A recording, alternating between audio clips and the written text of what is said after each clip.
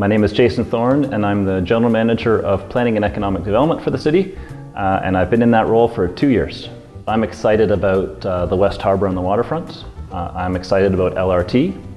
I'm excited about some of the work we're doing just around reimagining commercial spaces in all parts of the city. We're doing something that may sound very dry and technical to people who aren't planners, but when you look at sort of the zoning, which is the fundamental regulations that guide development in a lot of places, we're completely rethinking how we do commercial and mixed-use zoning across the street, which will affect every commercial plaza, every main street, in terms of how those places evolve. I think that's very exciting.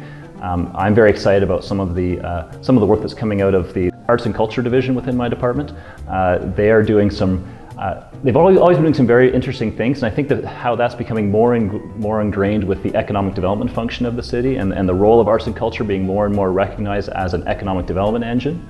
That's something that is very exciting as well.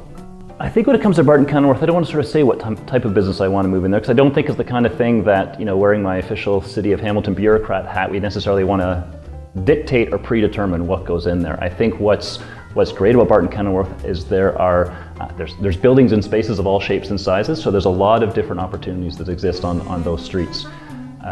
They have very good bones in terms of the built form and the architecture. They also have very good bones in terms of the social structure that's there. There's very strong communities, they're very strong neighborhoods, there's people that are very passionate about those neighborhoods. There's some very long-standing businesses. There are people who have just started to pioneer their way back into some of those businesses.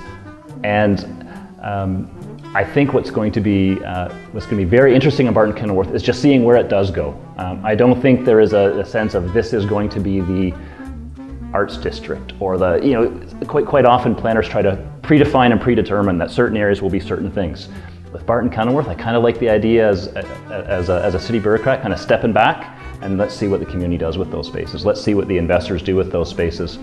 We can kind of create through our planning policies and planning approaches, we can, and I think we have kind of created a really interesting stage. And now it's kind of neat to kind of sit back and say, okay, let's see what the actors can do with this.